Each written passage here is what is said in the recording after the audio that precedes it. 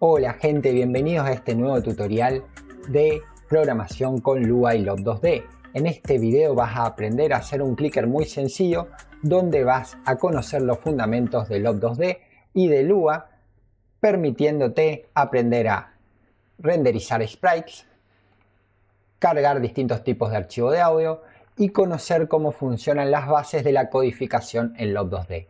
Si te interesa, seguí en este video. Vamos a ello. Bueno, en primer lugar vamos a configurar nuestro entorno de desarrollo. Es decir, vamos a instalar todo el software necesario para desarrollar videojuegos con Loop 2D. Nos dirigimos a loop2d.org, seleccionamos el instalador que coincida con nuestro sistema operativo. En mi caso utilizo un sistema operativo Windows, así que voy a seleccionar el instalador de 64 bits. También necesitamos un editor de código. Los tutoriales los vamos a hacer utilizando Visual Studio Code. Así que descargamos esta herramienta. Una vez descargada los instalamos y vamos a tener dos ejecutables. En primer lugar tenemos el ejecutable de Loop 2D. Actualmente estamos en la versión 11.5, pero este año se supone que se libera la 12. Y el editor de código Visual Studio Code, que es el entorno donde vamos a trabajar la mayor parte del tiempo. Adicionalmente, para facilitar el trabajo en Loop 2D necesitamos instalar algunos complementos. Nos dirigimos a la pestaña complementos, escribimos Loop y vamos a instalar el primer complemento que nos aparece, que se llama Loop 2D Support, creado por Pixabay Studios. También se recomienda instalar la extensión Lua, la cual nos va a facilitar la escritura del código fuente. Instaladas estas dos extensiones, ya podemos empezar a trabajar. Bueno, vamos a empezar creando nuestro proyecto Loop 2D con el primer archivo. Para eso vamos a dirigirnos a un directorio, lo cual podemos hacer presionando el botón Open Folder o en el menú de archivo seleccionar la opción Abrir directorio. ¿Y por qué necesito seleccionar una carpeta? Bueno, en esta carpeta voy a contener todo el código fuente y los recursos que voy a usar para desarrollar el videojuego. Entonces selecciono la carpeta y para crear mi primer archivo voy a hacer clic derecho sobre esta región y voy a presionar la primera acción New Archivo, New File. Y este archivo obligatoriamente se va a tener que llamar main.lua. Este va a ser el archivo principal en el cual voy a programar inicialmente la lógica de mi videojuego. Entonces vamos a crear la primera región de código que nos va a permitir determinar qué se dibuja en nuestro videojuego. Para eso en Loop 2D vamos a utilizar una función específica que se llama la función draw. Para hacerlo escribimos la palabra en inglés función, que sería function. Automáticamente Visual Studio Code nos va a dar un autocompletado. Presionamos Tab para autocompletar esta región. Y escribimos el nombre de la función que nos va a permitir determinar qué se dibuja en el videojuego. Que en esta librería se llama loop.draw. Aquí adentro puedo configurar los elementos a dibujar. Y voy a iniciar dibujando texto en pantalla. Y eso lo puedo hacer con la siguiente función. loop.graphics.print. Y entre paréntesis puedo escribir el texto que quiero que se dibuje. Utilizo las comillas para definir este texto y voy a usar el nombre del canal. Esta es la forma más sencilla de escribir texto en pantalla. Ahora, para ver este texto, ¿cómo hago? Puedo usar el atajo Alt más L que me va a permitir ejecutar el videojuego que estoy programando. Y luego de presionar ese atajo me aparece esta ventana con el texto dibujado. Como vemos, ese texto está en el margen superior izquierdo, que sería la posición 00. ¿Cómo puedo cambiar la posición de ese texto en pantalla? En la función print puedo configurar los valores de posición. Luego del texto presiono una coma e ingreso el valor de la posición horizontal. Vamos a incluir un valor de 20. Ingreso otra coma y coloco el valor de la posición vertical, que va a ser otro valor de 20. Analicemos entonces el resultado. Volvemos a presionar al L y como podemos ver, nuestro texto está un poquitito más a la derecha, es decir, se movió en horizontal 20 unidades y un poquitito más hacia abajo, Es decir, se movió 20 en unidad en vertical hacia abajo. Es importante reconocer que ahora el texto está dibujado en la posición 20 en X y en la posición 20 en Y. Ahora, ¿qué pasa si quiero que este valor a dibujarse cambie todo el tiempo? Por ejemplo, como estamos programando un clicker, al hacer clic sobre un elemento. Bueno, necesito almacenar en algún lugar el valor que se va a incrementar. Para eso voy a utilizar una variable fuera del bloque de la función. Aquí en la línea 1 voy a escribir puntaje igual a 0. Entonces aquí estoy escribiendo una variable que se va a llamar puntaje, que va a tener un valor numérico de 0. Ahora voy a reemplazar el texto a dibujar por el valor de la variable, escribiendo puntaje. Al ejecutar el juego, vemos que el valor 0 aparece en pantalla. Esto es porque lo que se está renderizando o dibujando es el valor que contiene la variable. Si antes de dibujar la variable cambio el valor resultante también cambia. Es decir, ahora se está dibujando 1. Ustedes se pueden imaginar que un videojuego clicker lo que hace es cada vez que se hace clic se cambia este valor. Entonces simplemente tengo que ir aumentando este valor clic a clic. Esto parece algo muy difícil, pero en Lob es bastante fácil de hacer. Así como tenemos una función para dibujar en pantalla, tenemos una función para detectar cuando se presiona el mouse. Y esto nos va a permitir incrementar la variable puntaje cada vez que se hace un clic. Bueno, entonces vamos a escribir el bloque de código que nos permite detectar cuando se presiona un mouse. Ese bloque de código también es una función, por lo cual escribimos function. Y el nombre de esa función es lob.mousePreset. Esto me permite determinar cuándo se presiona el mouse. Y esta función lob.mousePreset viene con algunos valores que podemos emplear para programar distintos tipos de funcionamiento asociado al mouse. Por ejemplo, nos permite obtener la posición en X del cursor, también su posición vertical, es decir, su posición en Y, y el botón que fue presionado el mouse, porque recuerden que tenemos el izquierdo y el derecho. Ahora todo lo que se programa dentro de esta función va a ocurrir en respuesta a la interacción del jugador al presionar un botón del mouse. Entonces cuando el jugador presiona el mouse voy a incrementar el puntaje. Siendo la forma clásica de incrementar un puntaje en 1 la siguiente, es decir que el valor de la variable puntaje es igual al valor que ya tiene más 1. Esto para no perder el puntaje acumulado. Elimino esta línea de prueba porque ya no la necesito. Vuelvo a presionar Alt L y como podemos ver cada vez que hago clic incrementa el valor de puntaje. El problema que estoy teniendo es que esto cuenta tanto para el clic izquierdo como para el clic derecho. Para garantizar que sea un clic determinado, puedo utilizar un condicional. Puedo preguntarme si el botón, que es igual a 1, se presiona, en este caso el botón 1 sería el izquierdo, se incremente este puntaje. Vuelvo a correr el juego y ahí solo cuando presiono el botón izquierdo aumenta el puntaje. Ahora bien, una de las características de los clickers es que tengo que hacer clic en algún elemento para que incremente ese valor. En este caso no importa dónde hago clic, siempre que lo haga dentro de la ventana del juego el valor se va a incrementar. Me toca ahora incorporar un elemento sobre el cual hacer clic y detectar si ese elemento se presiona y si eso se cumple aumentar el respectivo puntaje. Toca entonces incorporar un sprite a nuestro videojuego, es decir una imagen sobre la cual voy a hacer clic y voy a tener ese incremento de puntaje. En este caso vamos a hacer un juego de tazos de capibaras, así que voy a elegir determinado capibara. Vamos a elegir el rey capibara y lo voy a arrastrar al Explorer, lo que va a implicar que esa imagen ya forma parte del proyecto. Ahora lo que voy a tener que hacer es cargar esa imagen. Primero la tengo que cargar para después poder dibujarla. Entonces, tenemos la fase de dibujado, tenemos la fase donde detectamos que se presiona y hay una función que podemos utilizar en Lob para determinar qué se va a cargar al iniciar el videojuego. Esa función se llama load y la escribimos como lob.load. y aquí podríamos llegar a determinar las configuraciones iniciales de nuestro videojuego.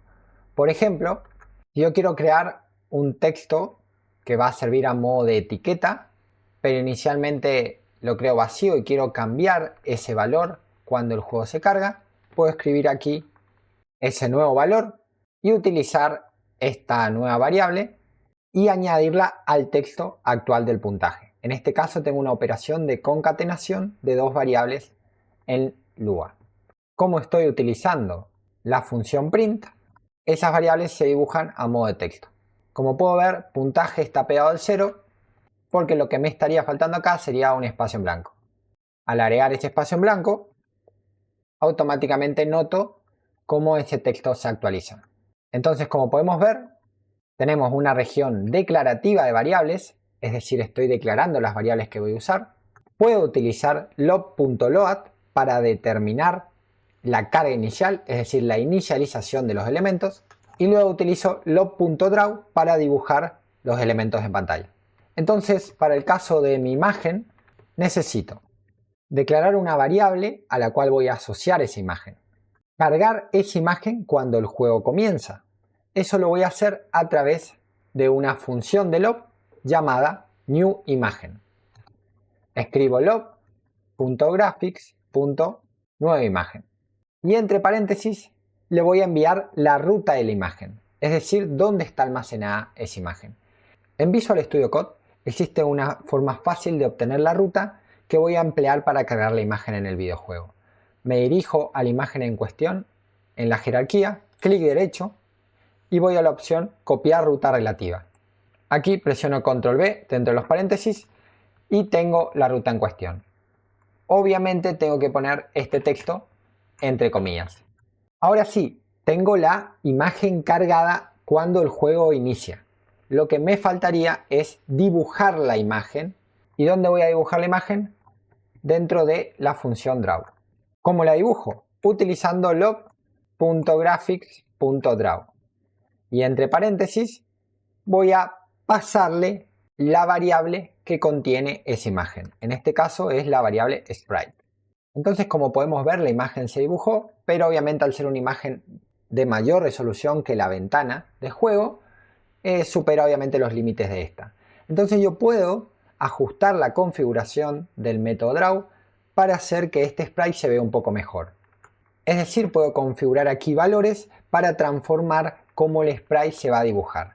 Importante es que estos valores los tengo que configurar en orden.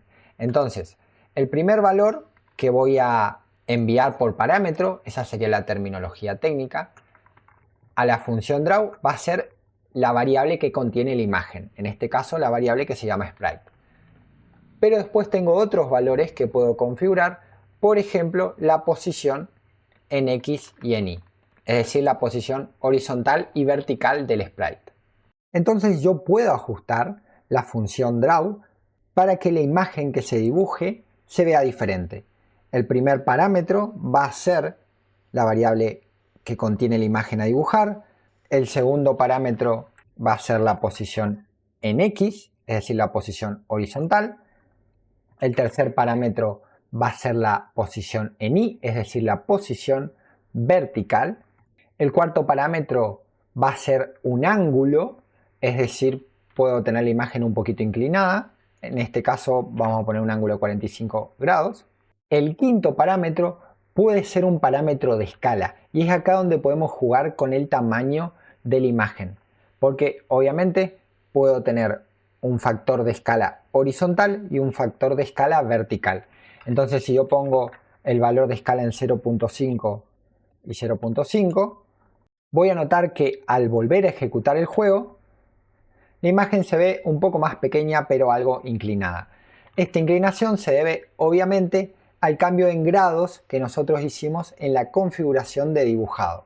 Si yo coloco esto en 0, vamos a notar que la imagen no se ve inclinada. Y como podemos ver dentro de la función draw, podemos hacer distintos tipos de configuraciones para cambiar cómo esa imagen se va a dibujar en nuestro videojuego. Bueno, ¿cómo puedo hacer para dibujar mi sprite en el centro de mi videojuego? Bueno, para hacerlo existen distintas maneras. Una forma de hacerlo es calcular el centro de nuestra ventana utilizando el tamaño de la ventana. Y esto va a ser útil más que nada porque nos va a permitir dibujar siempre nuestro sprite en el centro independientemente del tamaño de la ventana. Si bien ahora el tamaño no cambia, más adelante esta ventana va a cambiar en tamaño. Entonces, para hacerlo necesitamos una variable para almacenar el centro de nuestro videojuego en X. Entonces voy a decir que centro en X es igual a 0 inicialmente y voy a tener centro en Y que también va a ser igual a 0. Como pueden ver, yo puedo utilizar estos valores para sustituir los valores con los cuales se dibuja el sprite. Si yo lo hago, centro en X y centro en Y, al volver a ejecutar el juego, voy a ver que la imagen se dibuja en el margen superior izquierdo. Es importante notar que esta imagen se dibuja como un cuadrado y el punto 00 sería más o menos acá, ¿no? Entonces la imagen se dibuja a partir de este punto. Yo, por ejemplo, tendría valores en negativo. Vamos a notar que la imagen supera un poco los límites de la pantalla. Es importante entender que la ventana opera con coordenadas cartesianas, es decir, coordenadas X e Y, como nos enseñaron en la escuela. Entonces nosotros podemos utilizar esas posiciones para determinar dónde dibujar el sprite. Volvemos a los valores por defecto y vamos a calcular el centro de nuestro videojuego de la siguiente manera. Centro X va a ser igual a el ancho de la ventana que podemos sacar de lob.graphics.obtener ancho dividido 2, mientras que el centro vertical va a ser igual a lob.graphics.obtener alto dividido 2. Y aquí tenemos las posiciones centrales. Ahora sí, vamos a notar que se dibuja en otra posición al momento de ejecutar el juego. Pero como podemos ver, no se está dibujando exactamente en el centro. Es como que se dibuja un poquitito corrido.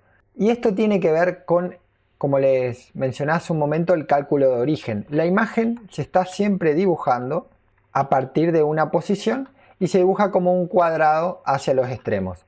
Entonces es importante pensar que en realidad para dibujar la imagen centrada yo debería dibujarla desde el centro de la propia imagen, es decir, aproximadamente desde aquí, mientras que ahora la estoy dibujando desde aquí, por lo cual ese centro se ve un poquito distorsionado. Entonces, ¿cómo puedo hacer eso? Bueno, afortunadamente también puedo cambiar la función draw para determinar cómo se dibuja. ¿De qué manera? Bueno, simplemente agrego otros parámetros faltantes. Entonces aquí en la función draw tengo la imagen, dónde se dibuja en X, dónde se dibuja en Y, cuál es su rotación y cuál es la escala, que sería el tamaño en un valor de 0 a 1. Esto sería 0.5, sería que se está dibujando el 50% en relación al tamaño real, es decir, que se está dibujando 50% más chico. Y yo podría agregar otros dos parámetros que sería el origen del renderizado, es decir, a partir de qué posición se va a empezar a dibujar. Y esto lo puedo hacer de forma manual. Por ejemplo, puedo escribir 50, 50. Esta sería una forma manual de hacerlo y voy a ver automáticamente que la imagen se dibuja en otra posición. Por ejemplo, con un valor de 200 y 200. Vamos a notar que la imagen se va aproximando un poquito a dibujarse en el centro, pero lo cierto es que la posición a partir de la cual se dibuja, es decir, el centro, depende de la resolución de la imagen. Y como podemos ver al abrir la imagen, esta es una resolución de 866 por 933. Nosotros podríamos decir, bueno, la mitad en X y la mitad en Y sería el centro, entonces podemos llegar a decir, bueno, aproximadamente 400 y 400 dibujaría la imagen más o menos en el centro, pero el problema es que para imágenes de diferente resolución vamos a tener que calcular esto de forma manual, ¿no? O sea, vamos a tener que venir acá, ver cuánto es el tamaño e introducir ese valor. Existe una forma de calcular el centro de la imagen de la misma forma que nosotros calculamos el centro de nuestra ventana. Es decir, que podemos obtener el tamaño de la imagen y dividirlo por 2. Entonces, para calcular el centro de nuestro sprite necesitamos dos variables, una para calcular el centro en X y otra para calcular el centro en Y. Y posterior a la inicialización del sprite, podemos utilizar la función obtener ancho y obtener alto para calcular el centro de nuestro sprite. Muy importante acá es notar que se hace sprite, el nombre de la variable, y para acceder a la función en cuestión utilizo los dos puntos, porque estamos hablando de una variable que almacena una imagen. Entonces, como podemos ver, gracias al cálculo del centro de la imagen en función de sus dimensiones, podemos utilizar estos dos valores para definir cómo se dibuja la imagen, y esto nos va a permitir tener una imagen centrada, la cual ahora al modificar la escala podemos percibir que se dibuja exactamente en el medio. Este mismo cálculo del centro puede ser útil también para alinear el texto. Por ejemplo, puedo usar solo el centro horizontal. Es decir, aquí sustituir por centro X. Entonces tenemos el sprite dibujado en el centro de la pantalla desde el centro, y al usar la posición central del puntaje, como podemos ver, es como que está corrido un poquitito hacia la derecha. Eso es porque, recuerden, se están utilizando las coordenadas X e Y para dibujar a partir de determinada posición. Entonces, a partir de esta posición se dibuja el contenido. Esto es muy importante porque generalmente nosotros estamos acostumbrados a querer dibujar desde el centro, y esa es la razón por la cual nosotros tuvimos que hacer este cálculo. Vamos a mejorar un poquitito este texto a continuación, pero también interesa, en primer lugar, resolver que si bien el puntaje aumenta cuando hacemos clic sobre el sprite, también aumenta cuando hacemos clic fuera de él. Y la gracia de los clickers es hacer clic sobre elementos. Así que vamos a determinar cómo podemos detectar que solo incrementa el puntaje al hacer clic en este simpático capibara. Para eso hay muchas formas de hacerlo, pero es importante entender que el Lob2D es un framework que generalmente no impone ninguna forma de resolución. Así que ustedes pueden hacerlo de muchas maneras. Nosotros vamos a optar por utilizar, en primer lugar, un cálculo de distancia entre dos puntos que deriva del teorema de Pitágoras.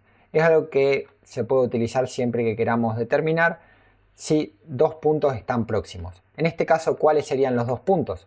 Y bueno, si yo tengo el cursor acá y tengo mi sprite por aquí, lo que yo puedo determinar es, en función de dónde se dibuja el sprite, por ejemplo si se dibuja aquí, qué tan cerca está este cursor de este punto en cuestión. Y al calcular una distancia, yo puedo de alguna forma determinar si estoy presionando o no cerca de la posición del sprite. Esto es interesante porque, como mencionamos, existen muchas formas de calcular distancias, y qué usemos va a depender de nuestro videojuego. En este caso vamos a utilizar un cálculo de distancias basado en el teorema de Pitágoras. Entonces la pregunta del millón sería ¿dónde calculo esa distancia? Y generalmente voy a querer calcular esa distancia cada vez que se hace clic, porque los valores que quiero utilizar son, como dijimos, la distancia del cursor. Entonces aquí adentro voy a calcular la distancia y voy a definir una variable que voy a llamar distancia. Y dentro de esta variable voy a contener un valor que va a representar la diferencia entre el punto en el que está dibujado nuestra capibara y el punto del cursor. Y ese cálculo lo voy a hacer con una fórmula que tiene las siguientes características. Como les digo, si ustedes quieren calcular la distancia entre dos puntos, siempre pueden usar esta fórmula que deriva del teorema de Pitágoras. Entonces acá tenemos que es la raíz cuadrada de la posición de un punto menos la posición del otro, en este caso sería la posición en X del cursor, menos la posición en la cual se dibuja el sprite, que en este caso sería centro X, elevado al cuadrado, más la posición vertical, en este caso sería la posición en Y, menos la posición vertical del sprite, que en este caso sería centro Y, elevado al cuadrado. Todo esto a la raíz cuadrada nos va a dar la distancia, y yo puedo utilizar esa distancia para determinar si se presionó el cursor cerca de mi imagen. Obviamente que este cálculo no lo voy a hacer siempre, solo lo voy a hacer cuando se presione el botón correspondiente. Entonces corresponde hacer este cálculo de distancia dentro del condicional. Y lo interesante también es que este cálculo de distancia va a determinar la suma del puntaje. Entonces, ¿cómo va a determinar esa suma de puntaje? También con un condicional. Yo me tengo que preguntar si esa distancia es menor a un radio mínimo, en este caso a una distancia mínima. ¿Por qué? ¿Por qué? Porque recuerden que acá estamos calculando distancia entre posiciones. Entonces, si mi cursor está acá y mi posición de dibujado está acá, lo que yo tengo que tener es un mínimo de distancia que determine la proximidad hacia ese objeto. Entonces me voy a preguntar si la distancia es menor a 200, por ejemplo, que esto representaría técnicamente un radio en términos de proximidad, como explicamos hace un rato, significa que puedo sumar el puntaje. Y vamos a ver ahora que si yo estoy cliqueando fuera, no hay un incremento. Ahora, si yo cliqueo adentro, sí hay un incremento del puntaje. No importa exactamente dónde cliquees, la gracia es simplemente cliquear dentro de la imagen. Obviamente esto puede ser no tan exacto en términos de cálculo de radio, porque fíjense que aquí estoy haciendo clic más o menos por acá y se está detectando la suma de puntaje. Por eso corresponde tener una relación entre ese radio que estoy utilizando y la escala en base a la cual estoy haciendo el renderizado de esta imagen. En este caso el valor de 200 es bastante amplio, podemos bajarlo un poquito más. Hay una forma de calcular esto de forma dinámica. ¿A qué nos referimos con el cálculo dinámico? Y bueno, esto que nosotros hicimos acá es un cálculo dinámico porque nosotros calculamos el centro de la ventana en función del tamaño de la ventana, que después puede cambiar. Esto también aquí es un cálculo dinámico porque nosotros calculamos el centro de nuestro sprite en función de su resolución de imagen, que podemos tener 10 imágenes con distintas resoluciones. Este cómputo siempre va a calcular el centro de esa imagen. En este caso podríamos hacer lo mismo para el radio, pero aquí la idea es entender que ese valor determina la proximidad, ¿no? Fíjense que ese valor de 150 es bastante certero. También una estrategia es muchas veces hacer un poquito más pequeño el radio para asegurarse que se clique exactamente en el centro. Por ejemplo, eso sería disminuirlo aproximadamente a un valor de 100. Y ahí fíjense que incluso haciendo en el borde a veces puede fallar, ¿no? Pero si hacemos bien en el centro de clic, el puntaje empieza a incrementar. Y bueno, aquí ya tenemos lo que es la mecánica núcleo de un clicker. Obviamente falta todos los componentes asociados a lo que sería el game fill, es decir, una música de fondo, una reacción de sonido al momento de cliquear, también una reacción de efecto visual, y también faltarían los componentes clásicos asociados a la motivación a corto plazo y a largo plazo. Nosotros en esta serie de tutoriales que vamos a hacer con Lob 2D vamos a ir desarrollando de forma iterativa este prototipo. Ahora simplemente vamos a dar una introducción de cómo sería incluir dos componentes, un sonido y el cambio de tamaño del sprite al momento de hacer clic sobre él. Para incorporar una música de fondo, básicamente lo que tenemos que hacer es en primer lugar tener un clip. Yo tengo este clic aquí. Y lo incorporamos en el proyecto. Voy a cambiarle el nombre. Y opera el mismo patrón de resolución, solo que en vez de cargar un sprite estamos cargando un sonido. Así que lo que necesitamos es una variable para cargar ese sonido. Esta variable la voy a llamar música y va a iniciar con un valor de nil. Eso significa que la variable inicia vacía. ¿Por qué pasa esto? Bueno, porque en realidad nosotros solo podemos cargar recursos cuando el juego comienza a ejecutarse, es decir, en la función load. Así que la variable por defecto inicia nula, que sería el valor nil. Una vez que carga nuestro videojuego, ahora podemos hacer algo muy similar a lo que hicimos con el sprite. Podemos hacer música es igual a lob.audio, porque ahora estamos trabajando con audio, no con gráficos. Nueva fuente. Y esta nueva fuente de audio también se obtiene a través de la ruta relativa. Entonces podemos hacer clic derecho, ruta relativa, y entre comillas incluimos esa ruta relativa. Y ahora nos corresponde configurar cómo vamos a reproducir esta pista musical. En este caso, como es música de fondo, se supone que va a estar sonando constantemente, así que la tenemos que definir en looping. Y para eso utilizamos el nombre de la variable, set looping. Y esto me permite garantizar que la música se va a estar reproduciendo continuamente, ¿no?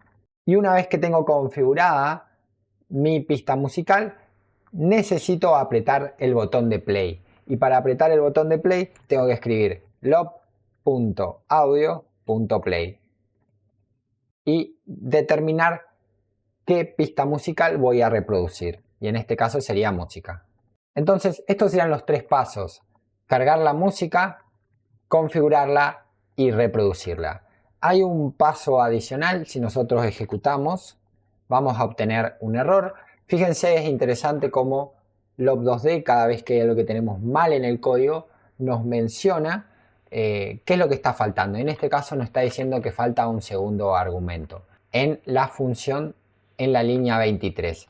Y en relación al error de la línea 23, se debe a que nosotros, cuando trabajamos con música, no solo tenemos que definir qué pista musical va a ser, sino si se va a utilizar como una música de fondo o como un efecto de sonido. Y para decirle eso a Lob, tenemos que enviarle una segunda configuración además del archivo, y es, entre comillas, si es de tipo stream, que este sería el tipo para pistas musicales de fondo, o si es de tipo static, que ese va a ser el tipo de preferencia para los efectos de sonido, ¿no? En este caso estamos trabajando con música de fondo, así que vamos a optar por la opción stream. Y cuando volvemos a reproducir el juego,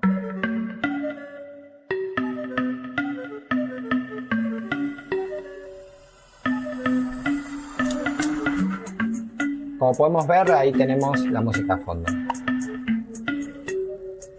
Bueno, algo muy similar podemos hacer si queremos un efecto de sonido al presionar un clic. Tengo aquí mi efecto de sonido, lo arrastro, incorporé mi efecto de sonido en lo que sería mi proyecto, creé una variable para almacenarlo, lo inicialicé con lob.audio.newSource utilizando la ruta relativa, y como es un efecto de sonido, en este caso va a ser de tipo static, a diferencia de la música que es de tipo stream. Y en vez de reproducirlo al cargar el juego, lo que se hace es que cada vez que se suma un puntaje, se realiza la sentencia lob.audio.play y entre paréntesis la variable que contiene esa pista musical, en este caso es fx, para reproducir el sonido de clip.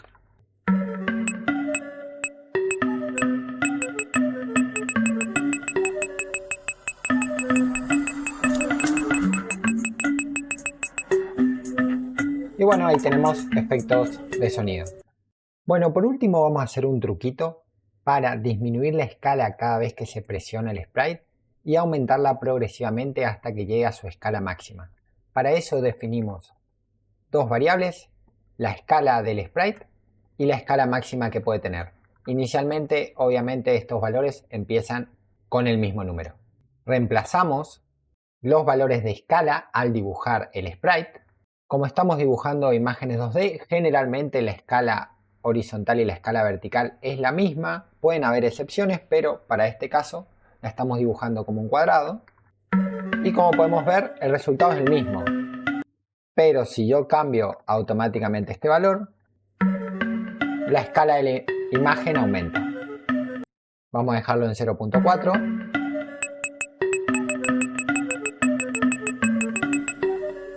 Y vamos a dejar que la escala máxima sea 0.4. Entonces el truquito acá está en disminuir la escala cuando se hace el clic. Por ejemplo, al aumentar el puntaje, se hace que escala sea igual a 0.25. Se le asigna un valor menor. Pero lo que vamos a notar es que este truquito funciona solo una vez, es decir, al primer clic. Fíjense, se hace un clic y automáticamente se reduce la imagen.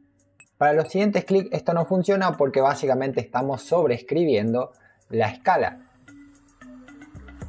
Es decir, siempre nos mantenemos en esa escala, porque en ningún momento se vuelve a la escala original. Entonces, ¿qué puedo hacer? Bueno, hay distintas formas de hacerlo, pero este es un excelente caso para introducir la actualización del juego frame a frame. La actualización del juego frame a frame es algo que se escribe dentro de la función de lob.update.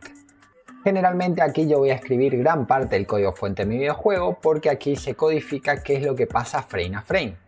Por ejemplo, solo a modo de prueba vamos a hacer que la escala sea igual a la escala que ya tengo más 0.1. Vamos a notar que nuestra imagen empieza a incrementar de forma bastante significativa.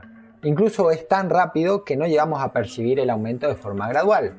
Esto ocurre porque nosotros no vemos en teoría a 100 frames por segundo.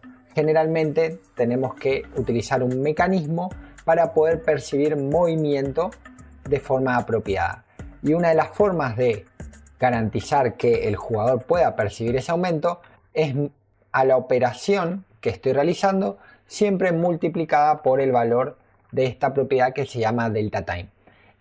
En resumen, para poder percibir el valor que voy a incrementar, tengo que multiplicar esto por el valor de delta time. En futuros videos vamos a entrar en detalle en qué significa este delta time y por qué es importante para la programación de videojuegos. Pero al analizar el resultado es obvio que ese aumento es de forma gradual. Obviamente ese aumento es ilimitado. Lo que me gustaría hacer ahora es jugar con esta nueva idea para garantizar que disminuya y se aumenta progresivamente.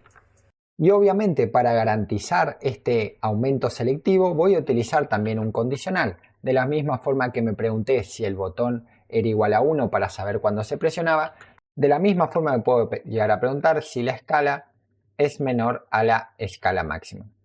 En teoría, si esto se cumple, se supone que se hizo clic y se disminuyó la escala de la imagen. Fíjense que al posicionar este cálculo en el condicional, vamos a notar que la imagen no aumenta, pero si le hago clic la primera vez, empieza a aumentar.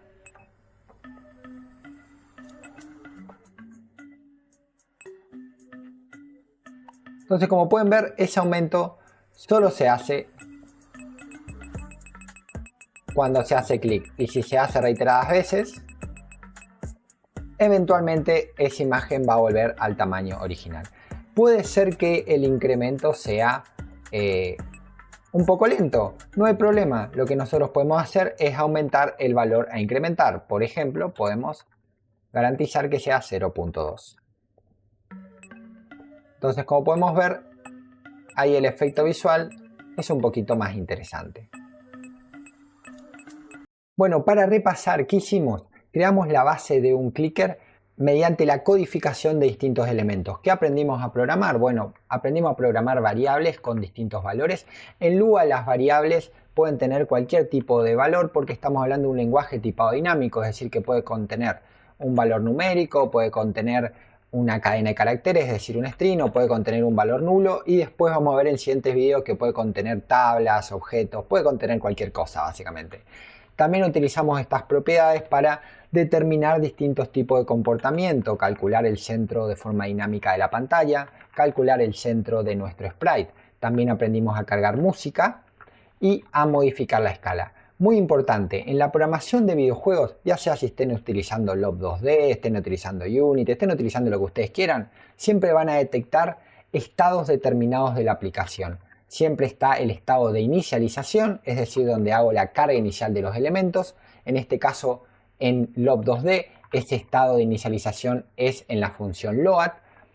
Siempre está el estado de actualización, que en este caso se gestiona en la función update, que se va a determinar por el comportamiento que ocurre frame a frame. Es decir, su videojuego está corriendo a 60 frames por segundo. Bueno, esto que está acá adentro está ocurriendo 60 veces por segundo. Luego tenemos estados vinculados a eventos que generalmente dispara el jugador. ¿Qué tipos de eventos? Bueno, por ejemplo, cuando presiono el mouse. Cuando presiono algún botón del mouse voy a tener un evento de interacción y yo aquí adentro, en la función correspondiente, voy a poder programar la respuesta a ese evento. El término correcto sería el callback a ese evento. Y por último tenemos lo que sería la función de renderizado, que aquí en Lob2D es la función lob.drag. Entonces, en resumen, en un videojuego siempre vamos a programar inicialización, actualización, respuesta a eventos y dibujado en pantalla o renderizado. Entonces bueno, espero que le haya gustado este primer video de la serie de Love 2D. De ser así, si te gustó, deja un comentario, suscríbete y nos vemos en el siguiente video.